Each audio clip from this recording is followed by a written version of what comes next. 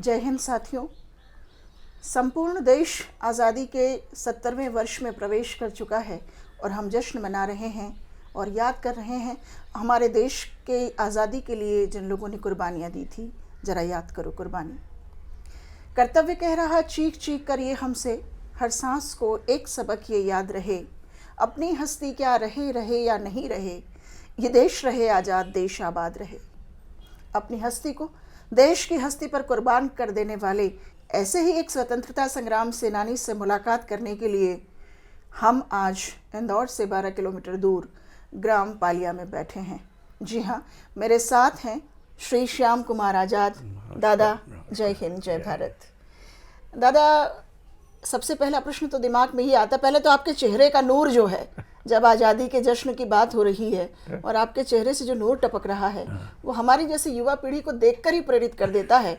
तो जब हम आज आपसे बातचीत करेंगे, आपके संस्मरण सुनेंगे, तो निश्चित ही देश की इस युवा पीढ़ी को बहुत कुछ सीखने को मिलेगा। इसी उम्मीद के साथ हम ये जानना चाहेंगे दादा आपसे कि श्याम कुमार आज़ाद बड़ा अच्छा सा लगता है सुनने में, तो ये आज़ाद के बारे में छिपी हुई कोई कहानी है या ये आपके साथ कैसे जुड़ गया, कुछ बताइए ना। कहा ना मैंने कि हमारे पिताजी का दिया होना होता क्या था जी, जवानी थी, दौड़ धाप करते थे जी, पुलिस पीछे पड़ती थी, कहीं मारती थी ये, जी। तो हमारे बड़े भाई बड़े नाराज होते थे। अच्छा, क्या आपने लगा रखा है इसको, कुछ कहते नहीं आप, चाहे जब पुलिस आ जाती घर में हमारे, जी।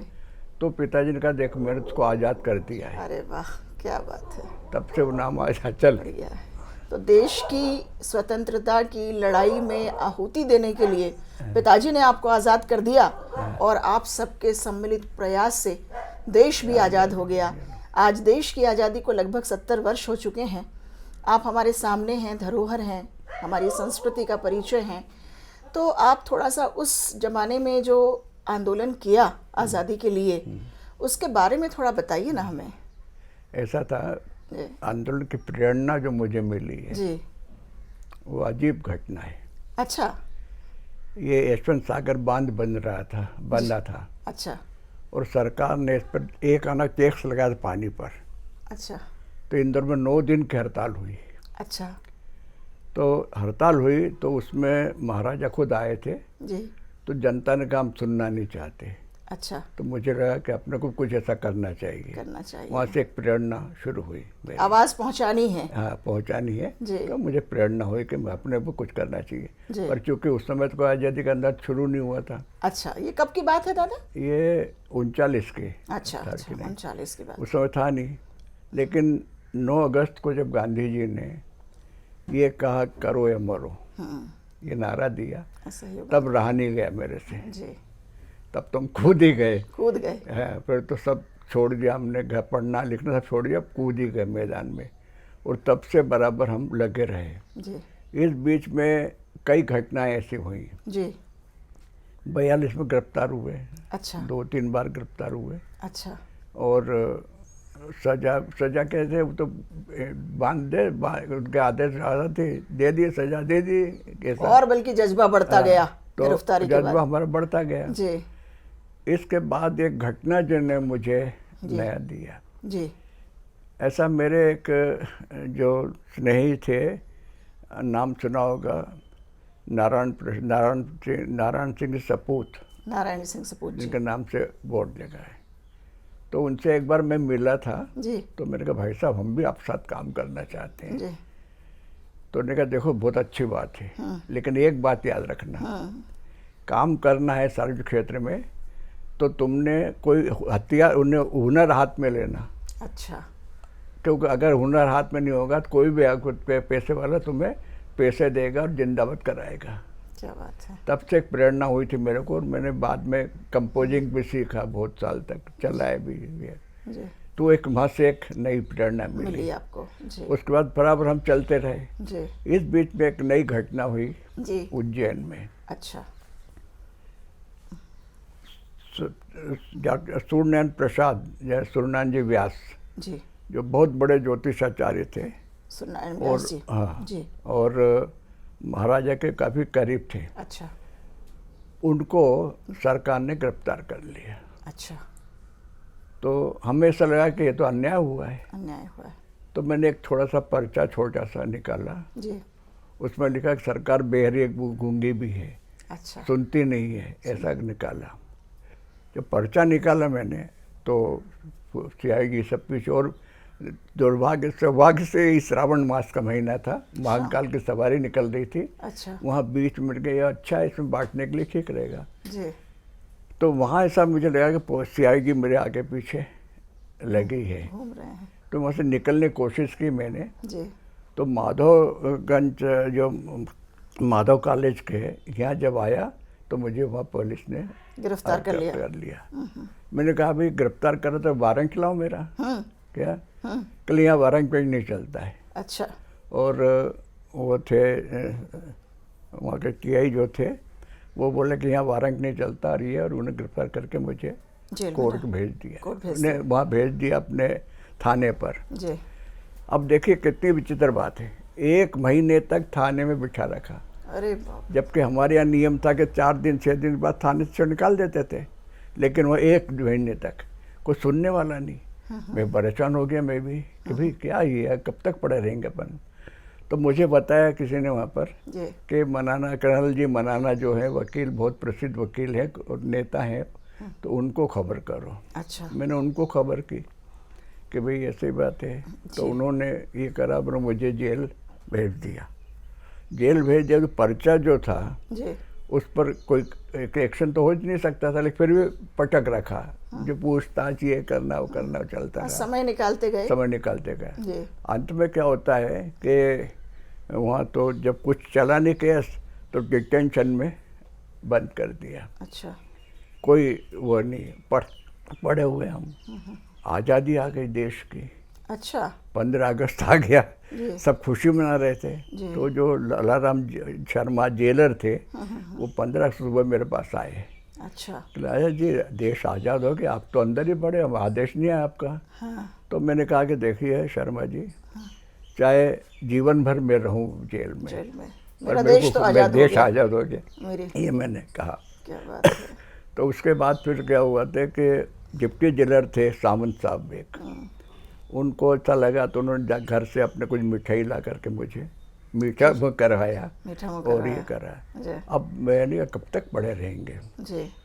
तो कन्हैयालाल जी वेद थे बहुत बड़े। वो पहले क्या था, स्टेट के नियम थे गांधी जी के कि स्टेट में प्रजामंडल काम करती थी। अच्छा। और ब्रिटिश इंडिया में कांग्रेस काम करती थी। अच्छा। तो ये अब दोनों स्टेट थी, तो यहाँ ब्रिटिश इंडिया नहीं थी, यहाँ तो कांग्रेस वो प्रजामंडल का करती थी। प्रजामंडल का एक वो था संगठन था, इनका संगठन था ऐसा जिसमें वो जिसके अध्यक्ष जवाहरलाल जी थे। अच्छा, पंडित जवाहरलाल नेहरू। और कन्हैयालाल जी भी जो थे बहुत बड़े क्रांतिकारी रहे हैं, कन्हैयालाल जी वो उज्जैन के। तो वो जो थे उसके वो सेक्रेटरी थे। अच्छा। उसके जी। तो देशी राज लोक परिषद के अध्यक्ष थे वो, और ये उसके सेक्रेटरी थे। अच्छा। तो वो आए मेरे पास मिलने। मैंने कहा कि क्या वेद जी अब देखो पड़े हुए हैं ये, कि नहीं आप चिंता मत करो। फिर उन्होंने जवाहरलाल जी को पत्र लिखा। अच्छा। देश आज़ाद हो चुका था। आज़ाद हो चुका, 15 अगस्त निकल गई, 4 महीने बीत गए। 4 महीने बीत गए। आज आज़ाद देश हो चुका है। तो आखिर 31 अगस्त को, 31 दिसंबर को, 30 दिसंबर को मेरे को वहाँ से कहा कि अब जेल से अब रिहा किए जाते हैं। अब मैंने कहा भेरूगढ़ जेल है, कैसे जाऊँगा वहाँ तक मैं, जंगल था, उसमें कोई साधन थे नहीं। तो जेलर साहब से मैंने कहा देखो जेलर साहब मैं तो जाऊँगा नहीं, आप मुझे भेजने की व्यवस्था करिए। तो उन्होंने कहा अच्छा रात यहाँ रहो। और रात रहा उनके यहाँ आराम से, और सुबह उन्होंने मुझे वहाँ से भेजा।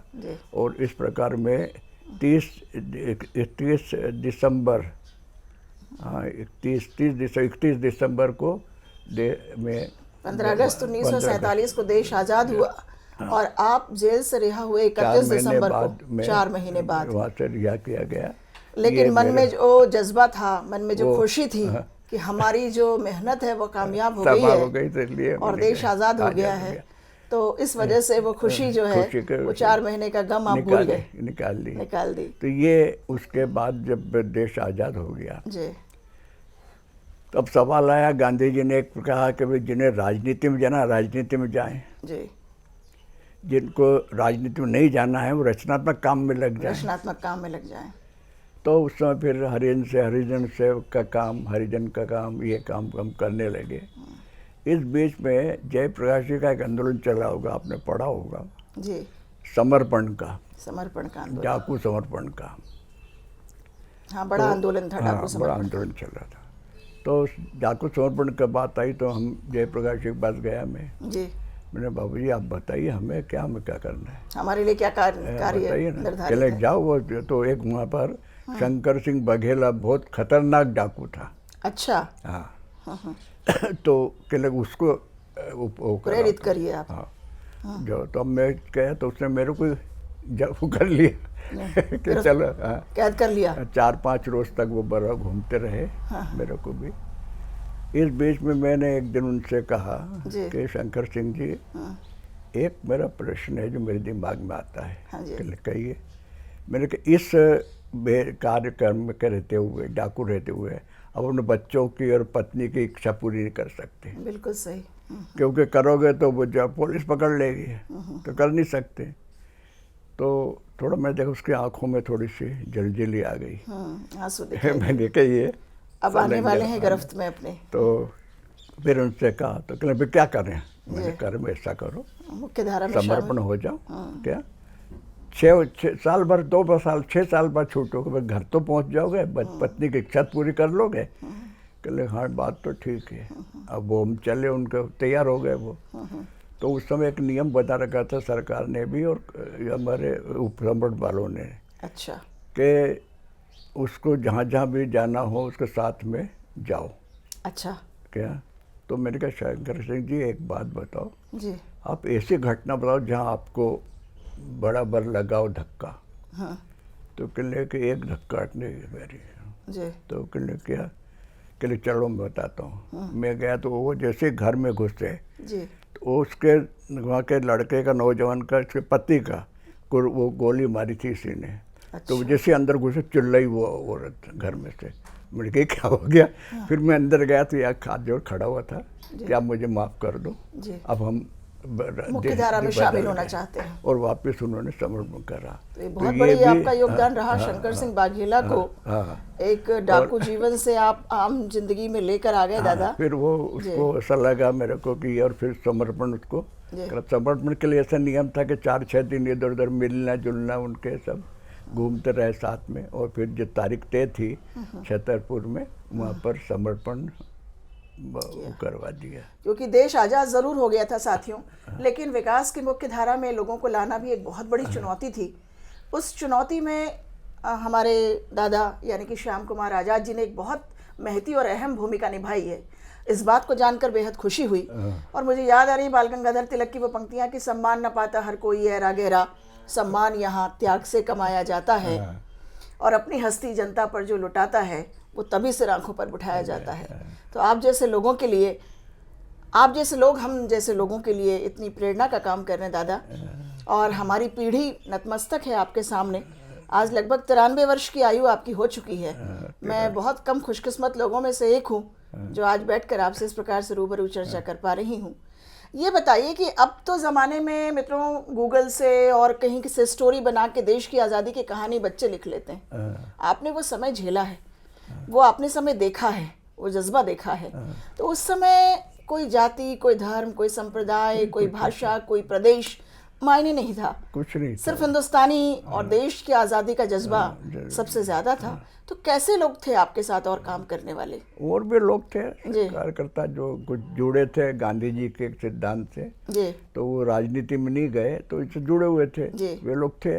तो फिर काम करने लगे अपना, किसी ने हरिजन सेवा संघ काम लिया, किसी ने क्या काम लिया, ऐसे प्रकार से जो काम था उस काम को हम करते रहे और उसमें बहुत शांति मिली हमें। शांति मिली। क्या कि चलो अपन कुछ कर रहे हैं, गांधी जी देश के विकास में अपनी कोई भूमिका निभा रहे हैं।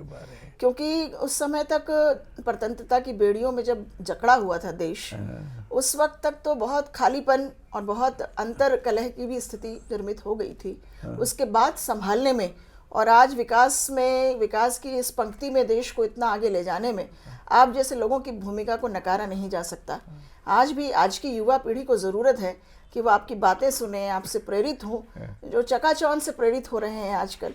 तो उनके लिए कुछ कहना चाहेंगे आप? आज की युवा पीढ़ी के लिए क्या कहना चाहेंगे? युवा पीढ़ी की स्थिति तो ये अजीब सी है जी।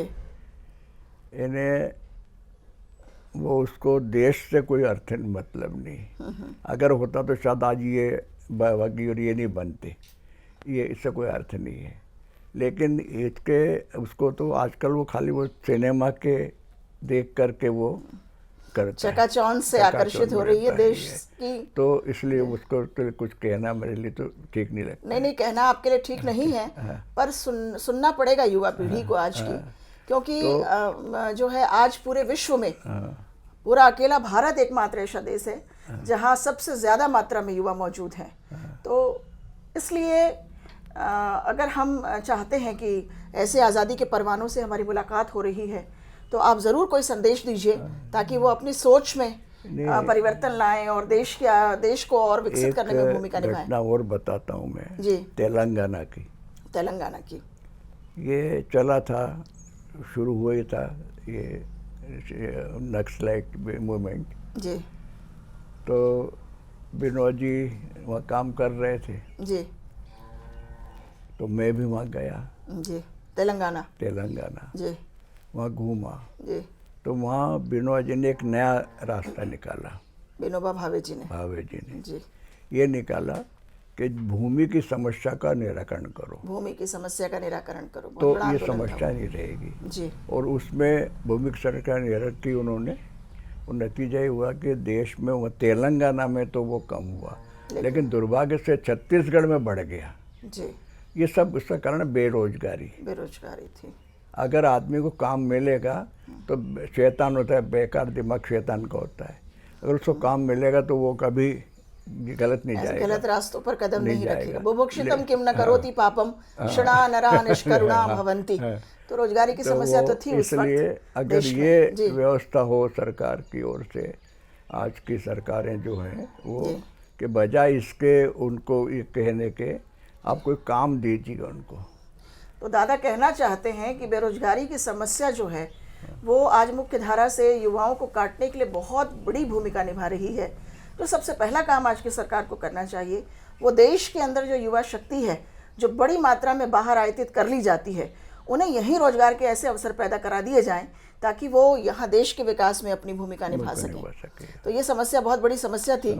तो दादा वैसे तो आपकी ज़िंदगी से बहुत सारी बातें हम लोगों ने सीखी, देखी, समझ भी रहे हैं, पर थोड़ा सा बताइए अपनी पारिवारिक पृष्ठभूमि आज आपको कैसा लग रहा है अपने परिवार के अंदर? परिवार सब अच्छा है जी जी जी।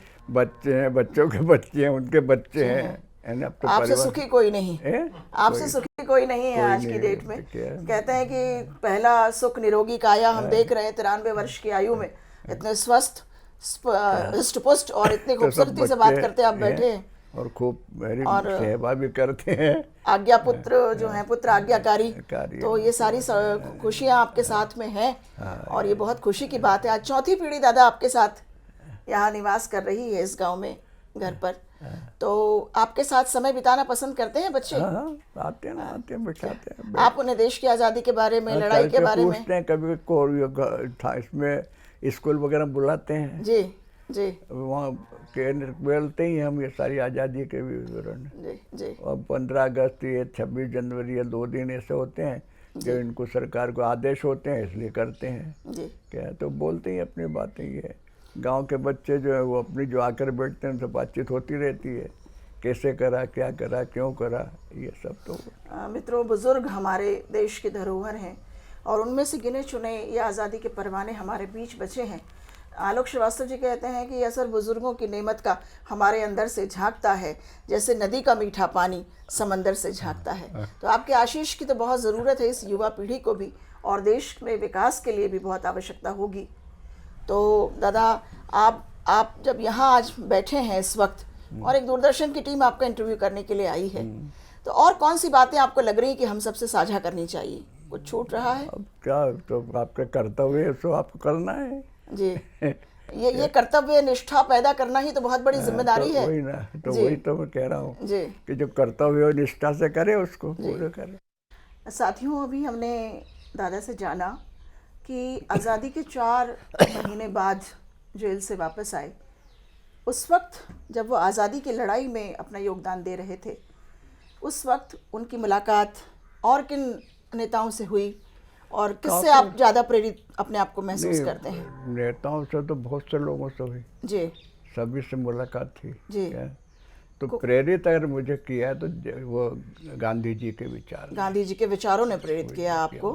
क्या ऐसा कोई गीत उस समय, आप सब साथी लोग जब युवा साथी थे आप सब, तो उस समय क्या कोई ऐसा गीत या कोई नारा जो है गुनगुनाते थे आप सड़कों पर निकलते तो थे? लगाते थे ना। जी, कौन सा? सरफरोशी की तमन्ना अपने दिल में है, सरफरोशी देखना कितने बाजुए कातिल में है, देखना है जोर कितना बाजुए कातिल में है। जी, नारे लगाते थे ये। जी जी। और ऐसी प्रकार से ऐसे इनकलाब जिंदाबाद के नारे लगाते थे। कोई गीत याद है आपको उस समय जो आप लोग मिलके गाया करते थे? अब तो याद नहीं। याद नहीं है आपको? तो वो इंकलाब की नदी जो बही आपके साथ में, और जैसा कि अभी आपने कहा कि पंडित जवाहरलाल नेहरू के आदेश के बाद आप वहाँ से रिहा हुए, कभी पंडित जी से मिलने का मौका मिला आपको? नहीं, मौका तो नहीं मिला मेरे मौका नहीं मिला, लेकिन विचारों ने प्रेरित जरूर किया है। जरूर प्रेरित किया, मौका नहीं मिला। और गांधी जी से भी मौका नहीं मिला मिलने का मौका नहीं मिला, क्या? लेकिन नज़दीक लगते थे अपने बहुत ज़्यादा। लेकिन जब वहाँ गांधी जी की कुटिया पर मैं गया वर्धा, अच्छा, तो वहाँ देखा कुटिया में लाइट नहीं था, बिजली नहीं थी जी। और सारे कार्यकर्ताओं के घरों में बिजली थी। अच्छा। तो मैंने पूछा भाई क्या बात है, बापू के किस में नहीं? कहले बापू कंडिल में लिखते थे। क्या बात है। तो कहते थे कि अगर इस देश में हर घर में बिजली पहुंच जाएगी उस दिन में बिजली। कितनी बड़ी बात है आज के युवाओं के लिए कि बापू का संदेश था कि जब सारे देश में बिजली पहुंच जाएगी तब मैं उसका इस्तेमाल करूंगा। वो जज्बा और वो जोश और देश के प्रति जो हमेशा प्रेरित करती है। जी। गांधी जी उड़ीसा में पद यात्राएं कर रहे थे। अच्छा। देश में घूम रहे थे जी। तो कस्तूरबा से कहा कि बात देखो, ये मेरी मीटिंग में महिलाएं क्यों नहीं आती? अच्छा। क्या? जी। तो कस्तूरबा गई देखने। जी। तो एक महिला घर में नहा रही थी, आधी साड़ी लपेटी आधी सुखा रही थी, और भी वो सूखे तो वो आधी लपेट रही थी। तो नहीं बापू आए कैसे, कपड़ा तो उस पर है नहीं ये। तो उसी दिन बापू ने प्रयोग किया कि मुझे क्या अधिकार इतने कपड़े रखने का। तो उसी दिन उन्होंने सारा कपड़े छोड़ दिए और वही अपना गमछा रखा। साथियों, अटल बिहारी वाजपेयी जी भी शायद स्वतंत्रता के आंदोलन में उस वक्त दादा के समकक्ष रहे होंगे। उनकी पंक्तियां हैं कि भरी दोपहरी में अंधियारा, सूरज परछाई से हारा, अंतरतम का नेह निचोड़े, बुझी हुई बाती सुलगाएं, आओ फिर से दिया जलाएं। दादा, क्रांति की ये ज्वाला जो आपके मनों में उपजी, उसका एक संस्मरण हमें सुनने में आया है कि कोई होलकर शासन और ब्रिटिश शासन और कोई पोस्ट ऑफिस जलाना करना, इस तरीके की कोई घटना, थोड़ा बताइए ना इसके बारे में। ऐसा होलकर स्टेट था ना, 2 हिस्सों में था। अच्छा। ये अपना रेलवे स्टेशन का इस पार जो है ब्रिटिश इंडिया था। ब्रिटिश इंडिया था। हाँ। जी। और इस पार जो है होलकर स्टेट था। जी। कोई चीज़ खरीदना होती थी तो टैक्स लगता था एक आना। अच्छा। आने जाने का टैक्स लेते थे, ऐसा था। तो वो एक घटना थी ऐसी जो लगता था कि ये तो होना चाहिए। दूसरी बात, जिससे आपने कहा पोस्ट ऑफिस वाली बात आई जी, तो चूँकि आंदोलन चल रहा था तो मेरे एक साथी थे नगेंद्र प्रसाद आज़ाद। नगेंद्र प्रसाद आज़ाद अच्छे पत्रकार थे जी, और काफ़ी लिखा भी उन्होंने जी। तो वो हम दोनों मिले तो कहले यार अपने कुछ करना चाहिए जी। देश में चल तो रहा आंदोलन। तो मैंने कहा चलो पोस्ट ऑफिस ही जलाओ। तो पोस्ट ऑफिस जलाने के लिए अंदर गए हम। जी। बीच में था? हाँ, ब्रिटिश और होलकर के बीच में? नहीं, ये तो उस चेक में ही था, या कृष्णा के पोस्ट ऑफिस है ना, अच्छा यहाँ का घटना है ये। अच्छा। तो जैसे ही हम गए उसमें, जी तो वहाँ जो पोस्ट मास्टर थे, जी मुझे उनके अभी भी दृश्य याद है। वो एकदम कहने, अरे अरे ऐसा मत करो, ऐसा कर रहे थे। जी हमने कहा आपको कुछ नहीं करेंगे, हम तो ये साधन जलाएंगे। जी वो बाहर आ गए, हमने आग लगा दी। जी वहाँ पे चले गए दोनों। फिर अब इधर तोड़ फोड़ जो भी कर सकते थे उतने करते रहे। ये उन दिनों का ये था। और अपना आक्रोश प्रकट करने का जो तरीका था वही अपनाया। 1942 की क्रांति की बात हो रही है दादा ये? वैश्विक क्रांति तो उस वक्त 2 जगहों से इंदौर में आंदोलन शुरू हुआ, ऐसा जानकारी में आया है। आप कौन से आंदोलन के साक्षी रहे? कहाँ से आपने शुरुआत करी उसमें? नहीं, काय के आंदोलन का मैं समझा। 1942 की जो क्रांति रही, उसमें आपकी भूमिका कहाँ से शुरुआत हुई? जेल रोड से कि सराफा से, कहाँ से? नहीं, सराफा से हुई। सराफा से आप? सराफा से हुई थी। अच्छा। और वहीं से हमने शुरुआत की थी। जी। और फिर सारा देश में तो फैलते ही गया वो, जी। जैसा था वैसा। कस्तूरबा ग्राम में सेवा भाव माँ साहब किया करते थे, तो उससे प्रेरित होकर उन्हें आपने जीवन सखी बनाने का कुछ फैसला किया और जीवन भर आपके साथ कंधे से कंधा मिला के वो खड़ी रही। थोड़ा कुछ बताइए ना माँ साहब के बारे में। वो तो क्या करूं।